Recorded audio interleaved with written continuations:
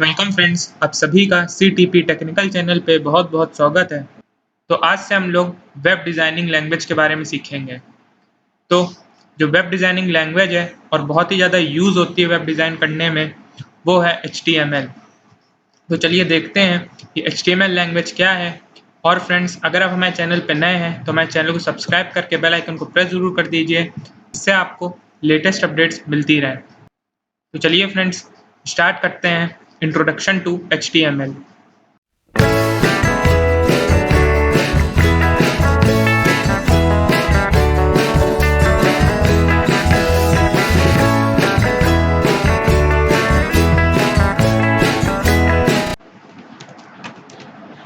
तो जो full form होती है HTML की, वो होती है हाइपर टेक्स्ट मार्कअप लैंग्वेज।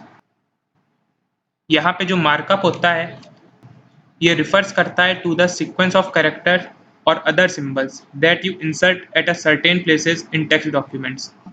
जब आप लोग HTML डॉक्यूमेंट लिखते हैं, तब जो भी कैरेक्टर्स और सिंबल्स को इंसर्ट करते हैं, तो उन सब सिंबल्स का जो एक सीक्वेंस होता है, उन्हीं को हम लोग मार्कअप बोलते हैं।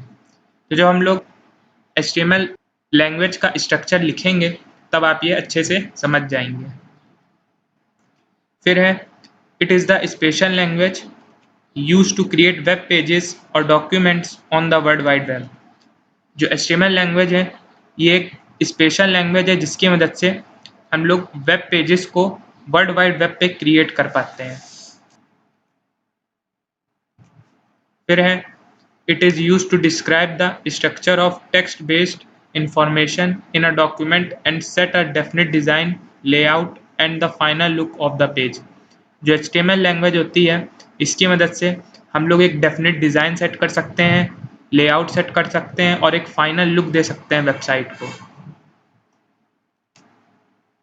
फिर है, HTML does all this through its elements called tags and their attributes।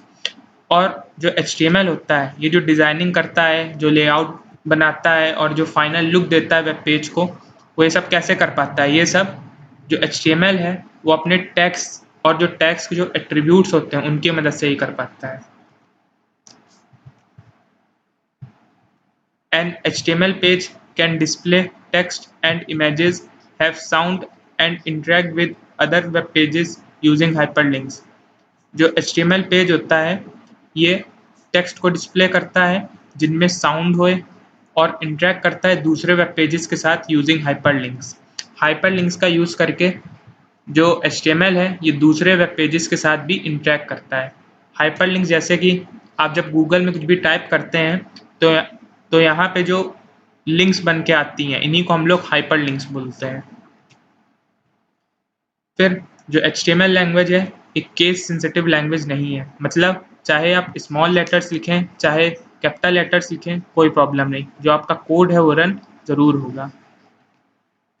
फिर है, every HTML document consist of tags and content for the body of the web page. जो HTML डॉक्यूमेंट्स होते हैं, उनमें टैग्स और बॉडी का content present होता है। कंटेंट जैसे अगर आप वेबसाइट बना रहे हैं फूड के ऊपर, तो फूड का कंटेंट होगा, या अगर आप ट्रैवलिंग पे बना रहे हैं तो ट्रैवलिंग का कंटेंट होगा। All HTML tags are written within angle brackets. जितने भी HTML टैग्स होते हैं, सबको हम लोग एंगल ब्रैकेट्स के अंदर लिखते हैं। तो जो पहला एंगल ब्रैकेट है, ये ओपनिंग ब्रैकेट है, और जो दूसरा है, ये क्लोजिंग ब्रैकेट है। तो जैसा कि आप यहाँ देख सकते हैं कि जब HTML को ओपन एंगल ब्रैकेट के अंदर लिखा गया, तो ये ओपनिंग टैग हो गया, और जब HTML को क्लोजिंग के अंदर लिखा गया, तो ये क्लोजिंग टैग हो गया। क्लोजिंग में सिर्फ एक ये फॉरवर्ड स्लैश और लग जाता है। फिर एवरी टैग हैज़ एट्रीब्यूट्स और स्पेशल प्रॉपर्टीज। जो भी टैग्स होते हैं, उनके एक एट्रीब्यूट्स होते हैं और उनकी कुछ स्पेशल प्रॉपर्टीज होती हैं।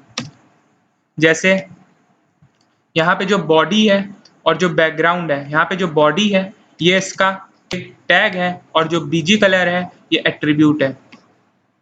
और फिर इक्वल टू के बाद ये जो ब्लू कलर लिखा गया है, तो इसका मतलब हुआ कि जो बॉडी का जो बैकग्राउंड कलर होगा, वो ब्लू होगा।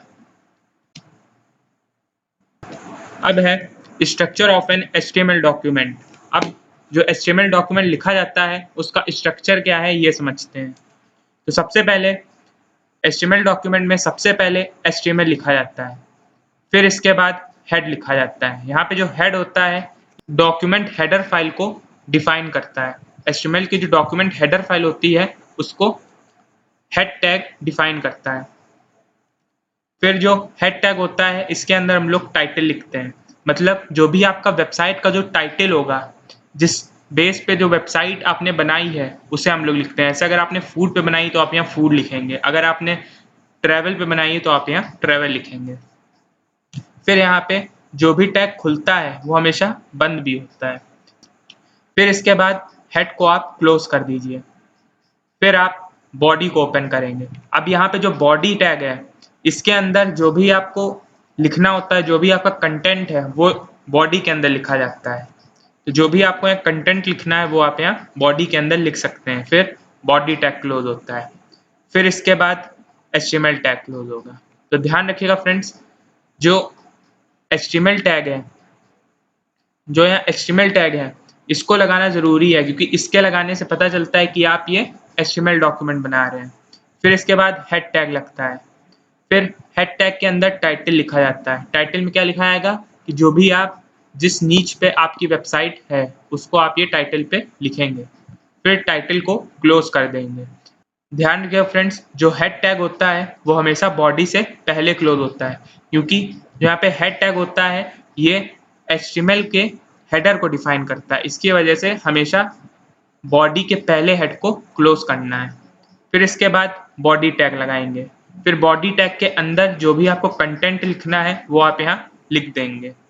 फिर इसके बाद बॉडी को क्लोज कर देना है, फिर लास्ट में HTML टैग क्लोज होता है।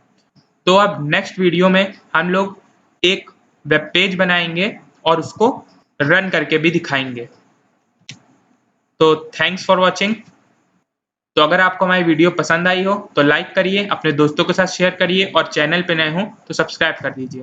Thank you.